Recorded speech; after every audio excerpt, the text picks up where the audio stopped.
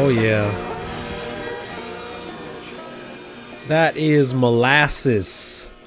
Ring of Fire, the homie Molasses of Molasses Industries, the bespoke esoteric synthesizer inventor out in Richmond, Virginia. But Molasses is his music alias as well, and Ring of Fire is his collection of deconstructed, Henry Flint inspired in some ways, but unique takes on old time music, bluegrass, things of that nature. Great fucking record, Ring of Fire by Molasses. Check them out. Hope everybody is doing well. It is Group Critique Fight Club Mondays, Monday edition, Monday. Hope everyone is chilling, having a great start to their week. What do we got? We got a week to go before we have Raven Chacon on next Monday for our monthly project presentations. So I would say at this point it's a little late, and the queue is quite large as far as the amount of people participating. So please, if you said you're participating, stay in touch with your buddy. It's a buddy system. Score partners for this project. So make sure you hold each other to account. Stay in contact with each other, because I can't stay on top of all of you. And get it in with all the necessary materials before next Monday. Because then we get right to it with Raven exactly a week from today, and it will be a doozy, and I'm very excited to chat with him and for him to hear your work. It's going to be a good time, but don't leave your partner hanging is all I'm saying. If they do the work but you slacking, don't slack. Okie doke. Sounds good. And besides that, we have our sample packing, a social practice workshop we moved the lecture portion that was supposed to happen last weekend. We had three out of the 5 people signed up weren't able to make it that day, so we just decided to put everything on next Saturday, the 28th, out in Brooklyn. You can sign up for that. I'll put link in the show notes. You've seen me post about it a million times, but if you are in the New York City tri-state area and want to get in on a fun little workshop about building a sample pack as a crew of folks, and then being able to sculpt our own works out of the same pack together, and learn a bit about the term social practice. Please sign up for the workshop. There's still room for that. It should be a lot of fun. And if any y'all tuning in right now are seriously considering it, but are strapped for cash, please let me know, and we can set you up with potentially a discount. Our Tape Trade sponsored scholarships have been claimed. And once again, Tape Trade coming through with their support for unique programming such as this, with our digital dub plate mindset, Tape Trade once again providing us some infrastructure and some support for our Monday night group critique fight clubs. Sign up for Tape Trade for worker-owned playback and playlisting services for the working musician in need of a good in-browser and in-app means of sharing files. We all need to do it. We got to be passing stems and demos back and forth to each other. Might as well use a platform that doesn't steal your data and is worker-owned and isn't, evil. How about that? So shout-outs to Tape Trade. TapeTrade.io. www.tapetrade.io. Check them. Thank you, everybody over there. All right. We got your music coming in hot today. Just making sure that I got everything. All right, we got one more coming from our homie PV. Let me get that track added to our playlist here. Hell yeah. Who do we have up first this week? We got Jesse back with a new edition of their track that, if we were to go through our February big old playlist here, we'd see how many versions of it. At least one. Okay, so we got two versions of it in here. Very cool. Jesse has brought to us a new edition of his track Alpha Boom that he's been working on this month. And he has written, here's the latest draft of the track that I sent last month. It's basically the same, except I added hats for the one last drum element, to quote Max on last Monday's stream. Do note, when the hats get teased in the first half, I plan on redoing it with a manual fader writing. In this draft, I just applied envelopes to the sound files. Okay, cool. So, planning on doing some levels on your own by hand. Compositionally, I consider this done. What I'm looking for now would be mix advice. I'd like the overall murky character, but I'm worried it's too bottom heavy. Lately, I've been applying exciters to the master track to brighten everything, but in this case, it sounded off. Okay, cool. You know me, I love exciters. But let's take a listen and think about it mix-wise. What we can do here. Let's go. Alpha Boom Draft 3.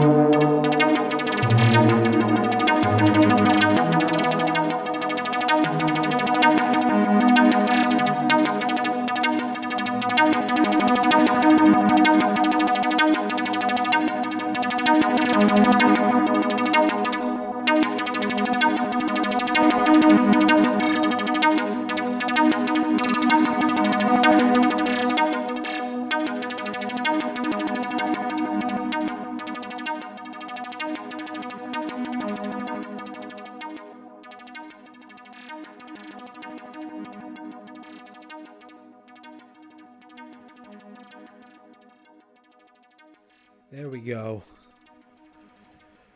With each draft, this becomes more evil, and I in a good way. You know, the Merc is important on this, but the halftime and the inclusion of the hi hat here. I mean, like, just also like doing it on offbeats. It adds. I don't know if you're intending for it to be reminiscent of some of like the darker UK dubstep, like early dubstep sort of sound on this, like Space Ape, even, or even like, you know, like the adjacents of Burial on early hyperdub stuff. But this is just because of the halftime and the usage of off note hi-hats, you know, like this is bringing into it, this is bringing in the groove. We do evil and wet here at Group Critique Fight Club. Exactly. Evil music and wet music, and sometimes evil wet music. No, I this is bringing me to some weird basements in South London, unintentionally. You know, like as you've developed your drums, as you've developed your rhythm section here, we've fallen in to some of this murky dub, which I really enjoy, and I can almost imagine some like pitch shifted, chopped and screwed downwards, toasting like South London Jamaican rapping over this would fit right in. So compositionally, I agree. I think you've created the world here, and it's groovy and it's evil and it's bottom heavy, and I don't think that's to a fault. I think going off of what Breathplay said in the chat, it's a bit wet. It needs to be reined in from the reverb.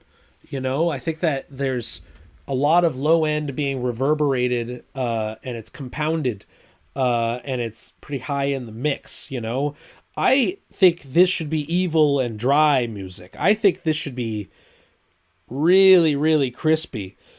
I think that this should be like pushing air through a speaker, and maybe the reverb doesn't sound digital, but more like convolution, like a space in which everything is being summed into one, at a much quieter, much more subtle sort of amount in the mix. And going off of what Breathplay said further about using a cutoff, a high pass filter, or at least just cutting the low cut on the reverb itself, because all that low end is being reverberated right now, and it's kind of creating this sustained low end that could be just brought in that much more if we get rid of the low end reverb entirely and then bring that decay down quite a bit, and bring it down in the mix itself. Like I think this should be like I think this should be face up to a speaker, pushing air. Good use of saturation on the master. Of exciter on the master. Use exciter and saturator on all your channels. You know, make this harmonically as rich and poignant as you want. I think that will double down the presence and the dryness up close. You know what I mean? Without necessarily overdoing it in the low end. I think the low end is good where it's at. This is bass music, as they say. You know, like the genre is bass music. So I think that's totally fine. You know, it's more just thinking about like not overdoing it in the low end. Oh, I forgot we got Rotop's track from yesterday too. I gotta put that in. Mabi. Don't look at this green while I download something.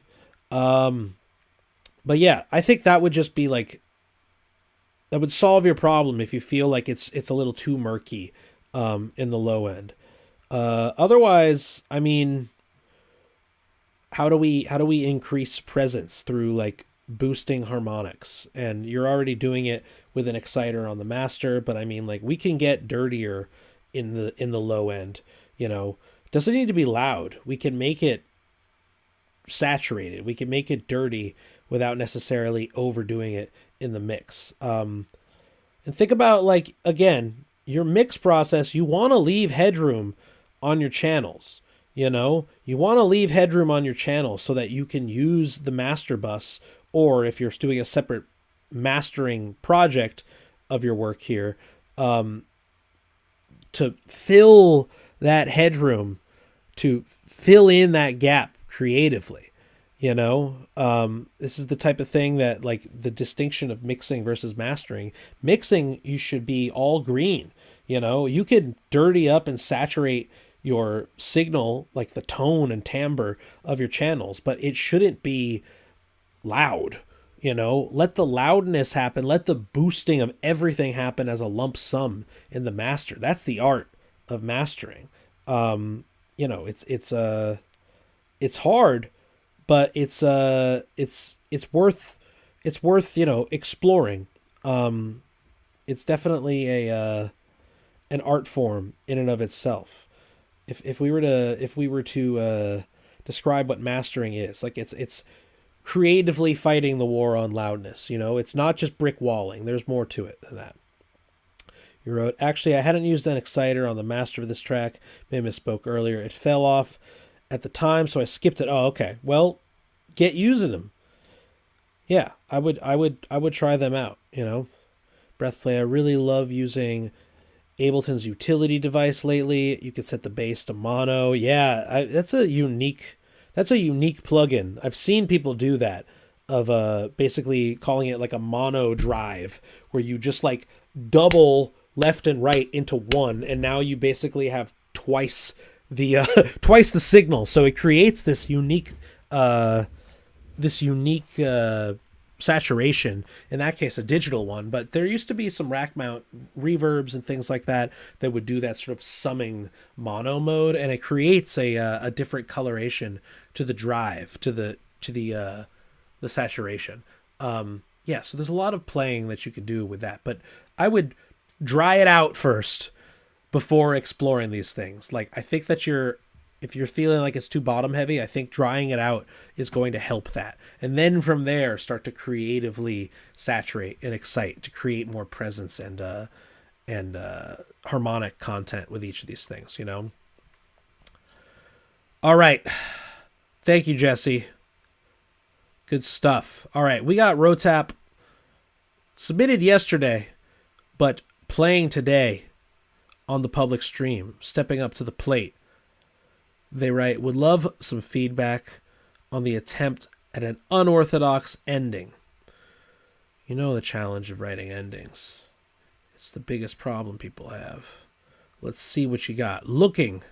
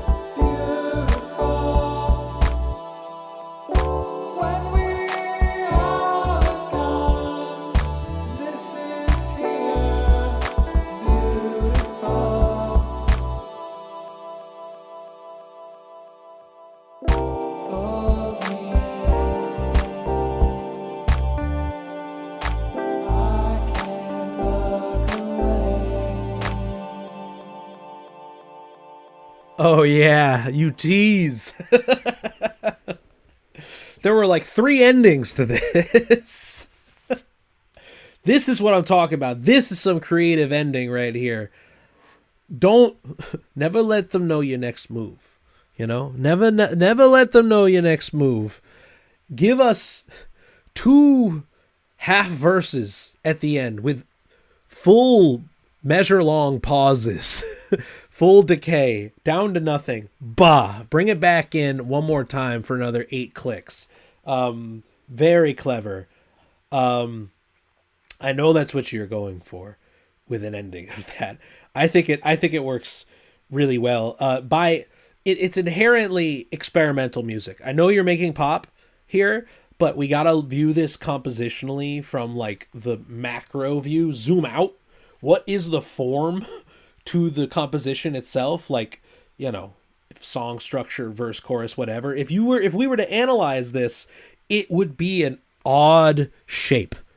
You know, it would not be a standard shape to the form itself. And so it is inherently an experimental composition. You're trying out this odd, off-kiltered sort of like Lego Lego experiment, DIY Lego architecture that you're creating here. So kudos to you for some risk like that. I think we can all, as especially songwriters, singer-songwriters, working within the realms of what we want to call art song or whatever the fuck, you know, to think about, and this goes for everybody writing music, is like the idea of like what makes something experimental. Obviously, we can get into the nitty-gritty of the note-by-note, play-by-play, what it is that my music is doing this measure versus the next measure. But we should always maintain a perspective, zoom out a little bit, and think about the form, you know? Love Me, by Morton Feldman, driving home in his writing the importance of form, like what makes a composition structure the way it is. And sometimes it's not even needing to zoom in all the way. Just trust the shape of the piece, you know? But I think that like in singer-songwriter music and pop and things like that, it's like, this is how you progress the conversation, not stay stagnant, you know, is to be mindful of both the inner workings, the micro view, but also the macro view of your composition here, when working with, you know, chord progressions and melodies and earworms and things like that. And you do have some good earworms on this. I still want some stacked vocals from you. I still want some real schmaltzy, I would say, even to lay into the cheese and give me some big chorus harmonies, 3-part harmonies by the end. You know, let's create some growth dynamically, and let the voice be sort of the guide towards that. You know, I think it would be, you have a great voice, and also again, like we talked about, like delivery, how you deliver your voice, and dynamically, like again, you could push it harder at the end. I still feel like you're holding back a little bit. I don't know if it's recording at home in New York City, but I said it last time, fuck them neighbors, you know? This is my time. This is Rotap's time. Push it. Yeah, give me some stacks on that. I love your chord progressions. I love your melody writing. I want more from you vocally. I want you to believe in yourself, and I want to hear many versions of you in stereo. A low to the left, a high to the right, and your lead melody in the middle, you know? Get to it. This is strong stuff, though. When are we going to hear it? You got a whole collection of songs in this vein. Where's the EP? Where's the product for the public? You gotta, where's the gigs? Where's the performance for this? That's another thing. You could press play on your instrumental rhythm section and play some live guitar and sing. I would be captivated by that with these types of songs. Rotap EP is coming, and with it, some gigs. Yeah? Yeah? Everybody, remember, recording, performing. Two peas in a pod. Got to figure out how to perform it. Happy to help you. Get in touch. Get in touch. A lot of ideas. I'm familiar with you. I know you. Good shit. Good shit. Everybody encourage Rotap to perform. And then encourage yourself to perform. Everybody get their project over the finish line, both IRL and URL. Let's go. Let's go. Good stuff. Gracias. Okay. Miss B is back once again. They have written to us. New demo I started right before having my wisdom teeth extracted that I've been sleepily working on the past few days after a few weeks off. Yeah, mixing off them perks. You got to get like Future, you know? You got to get in the lean zone, right? Still in the very early stages of composition work, so looking for less notes and more about mixing and more notes about structure and raw tonality. Kind of playing with the idea of this song as a triptych of sorts with an ABC section. Ah, yeah. Speaking of form. There we go. All right, so less notes about the mix, more notes about the structure and raw tonality. Composition. Okay, Pulling Teeth, aptly titled. Let's go.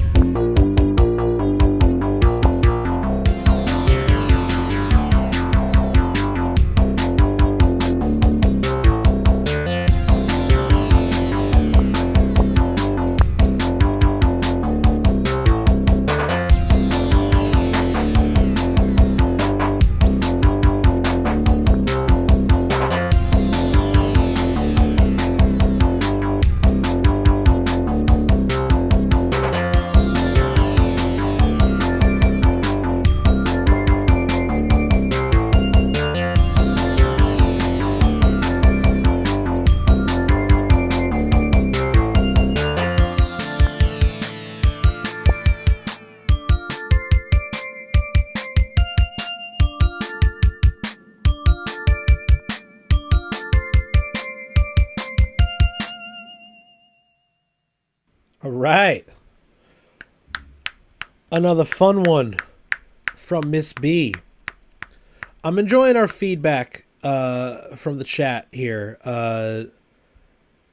Talking, bringing up one of the things that I'm constantly discussing. We talk about endings a lot and the difficulty of that, and sometimes we just talk about the need for a lead, and the difficulty in writing melody, but also arranging a lead part.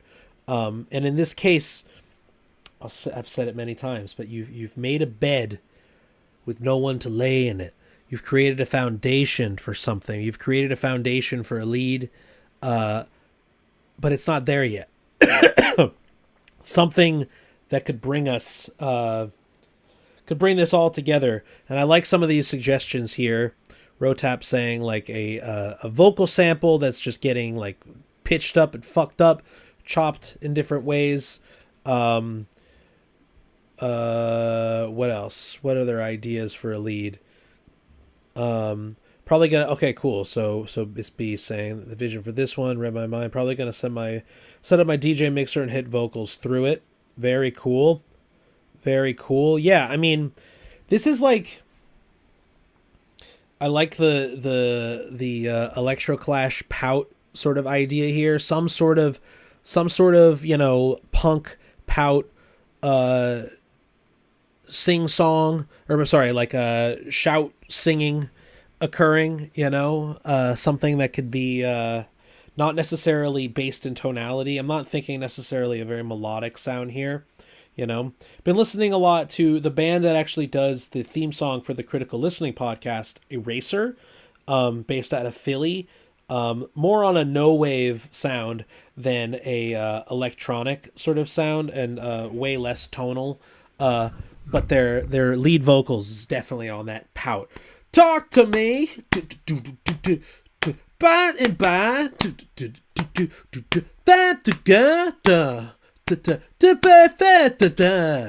Like it's like Devo. You know what I mean? That's what we could go for here. We could embrace our Mothersburg. That is this. You're already there instrumentally.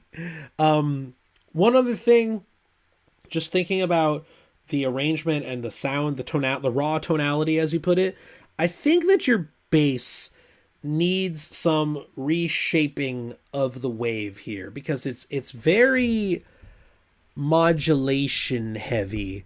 It feels very ring modded or FM'd, where it's kind of wobbling in pitch, and we could hear in the highs how locked in the pitch the harmonic materials of the synthesizers are. But the bass is kind of this, like, I don't know, it doesn't sound, the clarity of pitch is not as clear compared to the high end parts. And I feel like you could switch that up, have like weirder, wobblier harmonic content in the high end synthesizer parts, and make sure that the synth, the bottom end is more straightforward. Like we could have a more pure waveform, like some sort of combo of triangle or square, with some deeper, like more clear tonality to that, because we really should hear like doom doom doom doom doom doom. There shouldn't be ambiguity as to which pitch is being played in the low end, because it's harder to detect by default. We perceive the bass in a quieter sort of way psychoacoustically compared to the high end, so we really need there to be like locked and loaded, like this is exact, like no ambiguity as to what pitch is being played and what the progression is, because the high end can vary, can wobble a bit. But as long as it's like, paired with a bass that's like set, you know exactly what pitches are being played, like, because the waveform is more straightforward, the synthesis behind the bass synth itself is not as modulating. I think you're going to have a more clear tonality, because I don't think any of this is really meant to be dissonant. You know, sometimes there was this perceived dissonance, but I feel like that was just the wobbliness of the you know, sort of patch that you're using for the bass itself, and that just needs to be a bit more pure. You know what I mean? Besides that, I mean, like I'm getting the form here. You know what I mean? Talking about the ABC. I think that is like that's coming through. You know, it's more the everything else we were talking about. I think once you also have a lead instrument, it's going to be tied in that much more. You know, I like this here. Breathplay saying, with the ABC thing, you've basically created an episodic thing like you'd often see in that era because Take Me Out was so influential. Yeah, no, it kind of does have a linear sort of form to it, which is quite nice, you know? Reminds me of the first Otto Benson album. Not familiar. Definitely need to hone in the bass. Was fucking with it right before bouncing. Yeah, I mean, let the stranger things, oh God, let the weirder parts happen as your harmonies, you know, let there be ambiguity and, you know, a little jankiness going on there, but I wouldn't have any room for questioning the key in the rhythm section, in the low end, you know. Nice save. Yes, exactly. Speaking of synthesizer music, that show did damage. That show did generational damage to synthesizer music. It's like, oh yeah, synthwave. Don't you like the Juno? Anyways, thank you, B. Looking forward to a new version from you on that. Good stuff. Okay. What do we got? We got Pazu. Pazu is back. Hey, by the way, Reverend Pazu, that's a reference to Pazu, the character from Laputa, Castle in the Sky, the Hayao Miyazaki movie. Let's give a shout out and an RIP to James Van Der Beek, the voice of Pazu in the American dub of Laputa, Castle in the Sky. RIP to the GOAT, Dawson, James Van Der Beek, teen heartthrob from when I was in elementary school. Horrible country we got where some famous actor leaves their family in medical debt after passing away from a incurable disease. Very sad story, and I'm not even a huge fan of Dawson's Creek or anything like that. That just hit me in particular with the story of his medical debt after he passed. Shout out to the OG American Pazu. Yes. And yes, thank you, Miss B, for that. This is you're right. This is early stages and everything is appreciated. Feels so good. It feels good to feel safe sharing such early stage works with this group. That's right. That's right. That's what we fucking do. Tell your friends. Group Critique Fight Club. Bra, bra, bra, bra. Unironic safe space. If you are a dick, I am Stalin, and I will send you to the gulags. No pulling punches here. Thank you. All right, Pazu's back. What does Pazu have for us? Another one from the tape. This mix is on the loud side. Sounds fine in my headphones, which are relatively flat and massively forgiving in the high end. Everywhere else, it sounds just a tad loud as fuck and maybe a bit shrill. That's not the first time we've heard works like that from you, Pazu, but let's see. And it's a short one, so we'll play it twice.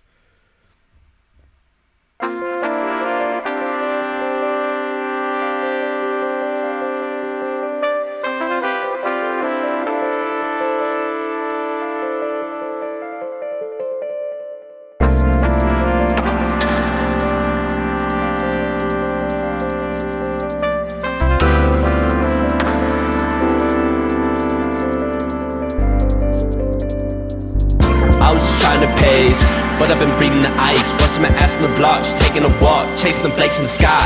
Copping the groove on Stewart, then I go slide in style. What is you doing? It's been a minute since you and I deuce, and I hope that you doing fine. I I just been making my moves per usual. Think that I'm doing alright. What are the odds I lose? So I ain't a much resigned. That is the truth. Been in my blood since you. 2 feet bleeding to dry. Talking the mess in the booth is the only way I can dismantle the lies. Stories untell, expressing both sides of myself. Kings and thieves compelled, the themes for people they really be keeping in cells. All of the struggles I felt was a product of sentences that I misspelled. All of the problems I met were the product of mountains I spotted as hells. Climbing up high as hell, oxygen thinner than stone with a melt. The water I cannot inhale, taking a sip of that poison and blowing it down like a whale. Ripping off top, just like a chatterbox trying to fix code when it fell. Y'all be rapping them 8 bars, I'll be spinning them stories of scale.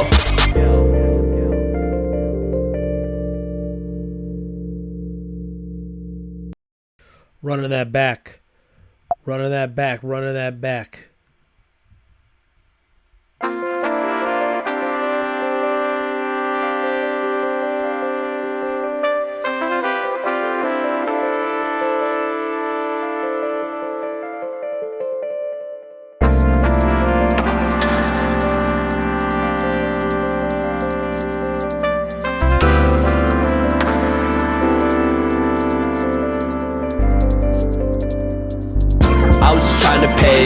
But I've been breathing the ice, busting my ass in the block, just taking a walk, chasing the flakes in the sky.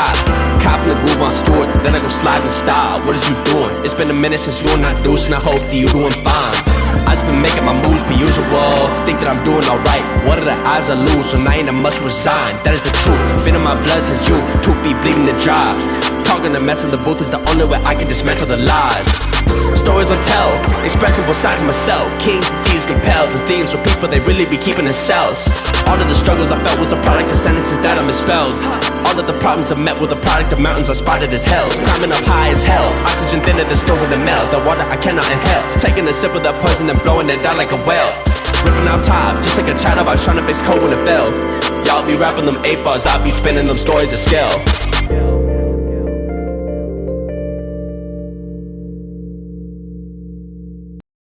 Oh yeah. Oh yeah. Sorry, Breathplay. Yes, I did skip you. We're going back to you after this. My bad. What do we got? What do we got from Pazu? I feel like the Vox comes in like a brick wall. I might have smashed them too hard. See, this is the thing though, is that like just like we talked before, is you have this is punk rock. Like this is not meant to sound clean. This is dirt. Digital dirt. Not tape dirt, but digital dirt. And I don't want to like detract from that aesthetic at all. You know, what I do think we could find elements of this where the high ends are cutting a bit too punchy. I don't think it's the voice. I think it's that chopped 808 snare. You know, that white noise, that burst of voltage that's hitting us. I think that is like what to me is cutting through on my cans here, because the voice needs to come through as the loudest thing in the room, and I wouldn't want it to be clean. You know what I mean? I wouldn't want to clean up your voice. I enjoy it dirty. I think that's part of your sound. I think that it's just the snare of your instrumental in particular is just like you know, so just compress that shit. You know, that's something, a heavy use of compression ratio, limiter on that. Just bring it down 10 dB. It will come through. This is a great example of psychoacoustics where highs will be present no matter what. You can make that quite quieter on the drums, and it will still be coming through here. I think that's a simple fix for something that's really not meant to be clean. You know what I mean? I'm enjoying this collection, and I'm very much looking forward to this tape. Rotap said, bars sound good. I was hoping for some more melody, I guess. I mean, yeah, this is another think piece, another thinker as the instrumental. You know, you're making this noisy, deeply saturated digital dirt production here. But your instrumentals are wonderful on their own, and I'm sure would sound very nice, cleaned up, as just longer form instrumentals on their own. And in this case, I mean, like the chromaticism, it's very jazzy. You have the brass sample on that, but the chord progression too, just like as a two-parter. It's a very nice, sort of like use of modality, even in beat form and looping sequence.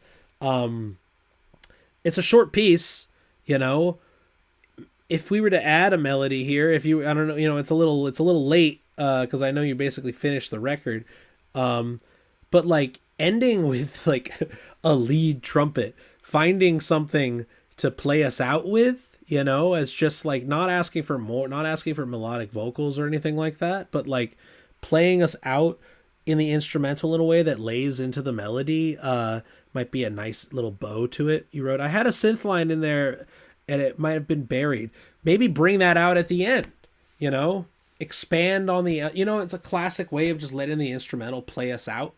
You got a track that's like only a minute and 23 seconds, you could give us another 16 clicks, another 4 bars or something, another even 8 bars, and let this synth part that's buried kind of come to the surface to be our sort of like melodic icing on the cake, melodic bow that ties it all together, something like that. Just a thought, because it is short, even for your songs, which tend to be on the shorter side. Like, I think we can challenge ourselves a little bit here as to like what the form should be, even a traditional hip hop sense of let it play out, not to be so abrupt. I think that's okay. And with an instrumental like this, to let a bit more chromaticism, a bit more modality sort of like take the reins and play us out, laying into the groove a bit, Saying I was trying to get a friend to do some vocals on this as well. Curious where that would happen. As again, like sort of like, ooh la la, like something harmonizing what you already got going on. Are you imagining a hook? Because that's also, you could write a hook and play us out melodically, like make this twice as long if you want and have someone else sing out a chorus, like it could just be an A section and a B section, one long verse into one long hook, and then it kind of fades out from there. I don't know. Plenty of ideas on how you could expand upon this in duration, because we're so abrupt and it's so bare bones, just like we get just intro and then straight verse and we're done, You wrote, it would be like an R&B style looped and layered kind of thing, hook, intro, and outro. Sure, started out that way, not bad, not bad. Play with that. If you're open to it, if this isn't done for you, play with that. I would love an expansion of the form for this. I think that would definitely, elevate this for sure. Doesn't need to be vocals, but some sort of lead melody that kind of like has its moment for drops, whether it be beginning, middle, and end, or just the end, different options there. I do like the shortness, but I think that like there could be more as far as like parts and arrangement goes, like the form, things like that. Good shit, man. Good shit. From Pazu, R.I.P. James Vanderbeek. The OG American Pazu. All right. Now we're going back to breath play because I rudely ignored them. Breath play rock music. Coldplay versus Coldplay. An emulsion of original Ableton production, a Coldplay song on the CDJ, another Coldplay song as a MIDI transcription, a clip from the film Zardoz classic, and a loop of the old Kanye saying, "She need a daddy, baby please." I'm following a logic here that makes sense to me. I don't expect it to make sense to anyone else, but I want to be sure that people can sense there is a logic rather than perceiving it as random or unfocused. Please pardon the messy mix. I'm trying to dial it in the the right balance of rhythmic muscle and emo dub blowout. Lovely written statement once again for Breathplay. All right. Rock music. Coldplay versus Coldplay by Breathplay. Let's go.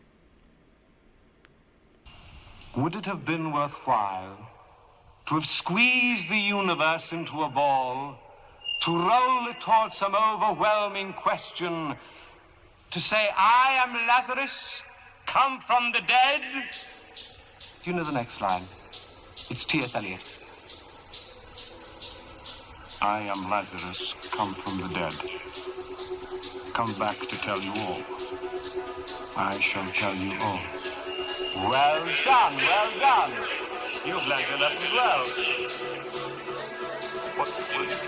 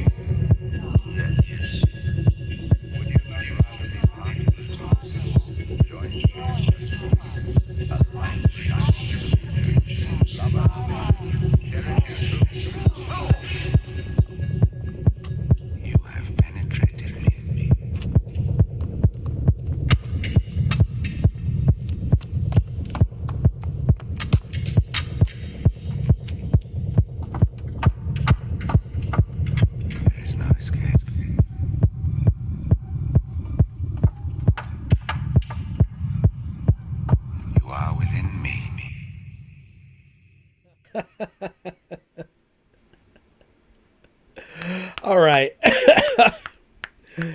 I'm loving that we had all these descriptors here of elements involved in this piece. An actual Coldplay song being played back on CDJs. Another Coldplay song as just strictly MIDI transcribed. MIDI transcription of a Coldplay song. Clip from Zardoz and a loop of Kanye saying she needed daddy. And the only thing that's like abundantly clear coming through as far as like source materials is the Zardoz sample drops at the beginning and end.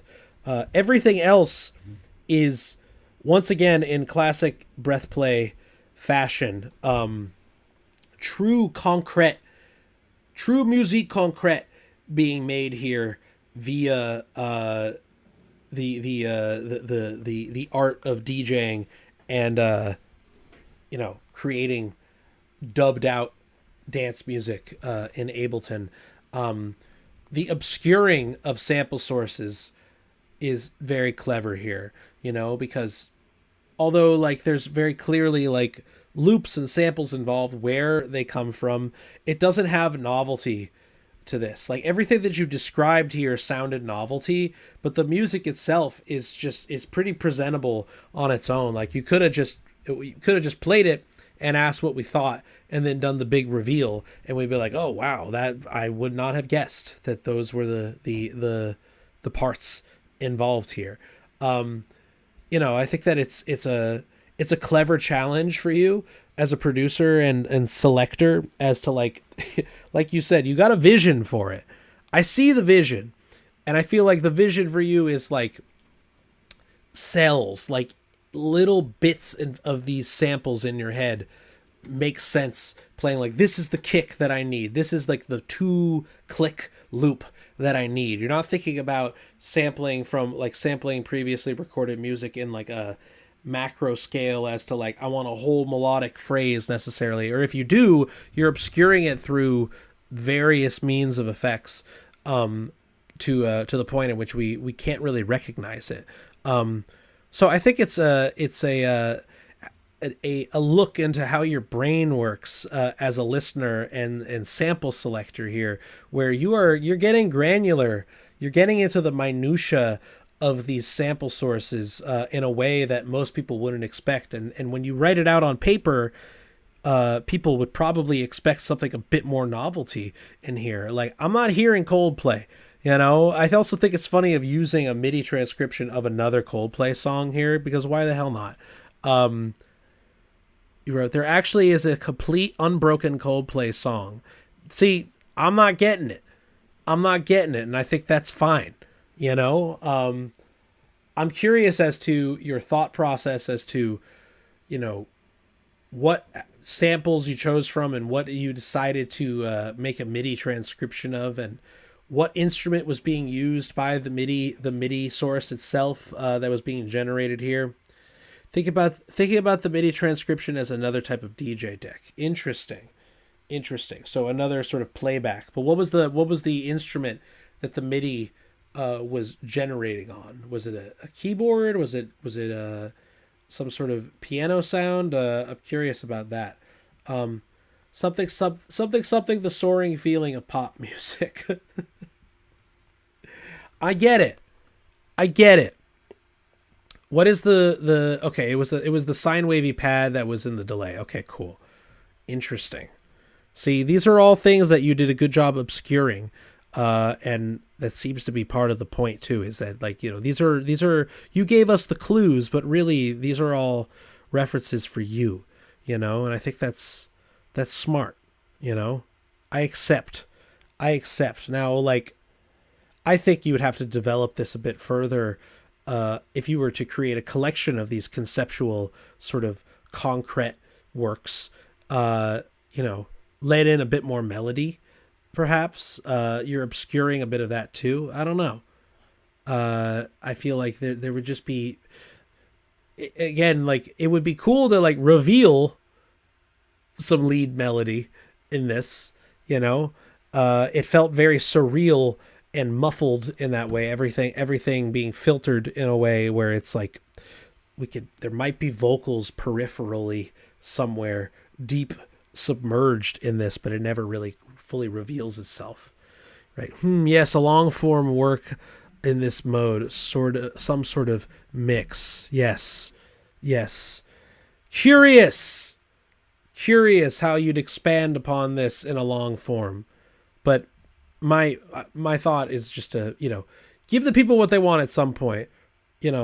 Reveal the cheese to us. We need our dairy.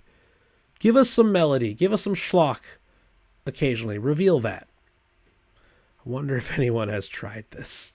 I don't know. It sounds a little familiar. Thank you, Breath Play.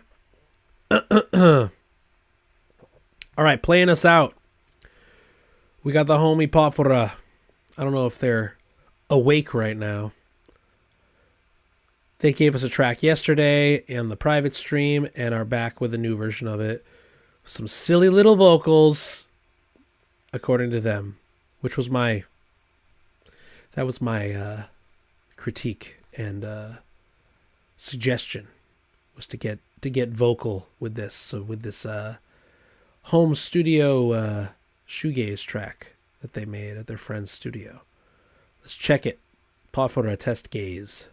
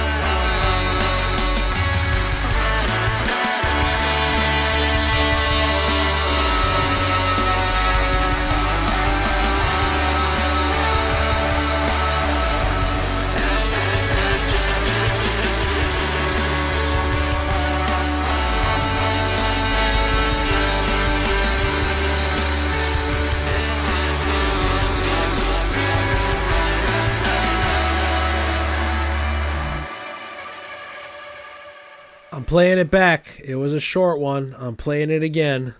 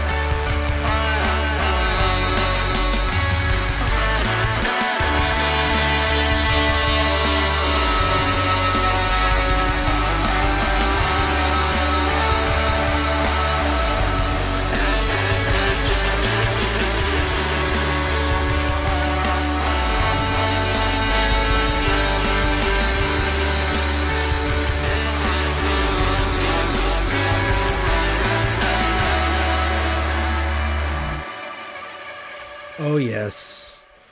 Oh yes. We love our bedroom production, our bedroom pop auto-tune on our pop punk shoegaze, contemporary shoegaze going on.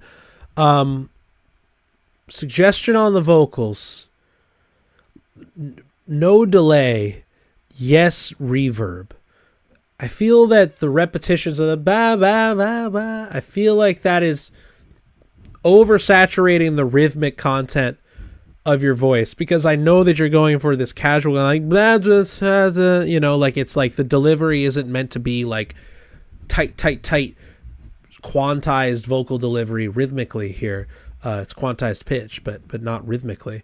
But when we have the time delay doubling, tripling what you had just sang, it creates this kind of like overly imperfect sort of rhythmic delivery of the vocals here. And I think that it's fine to obscure it in time-based effects, but I would rather it be like flooded in verb, like put us through a sort of like reampy spring verb rather than a digital delay.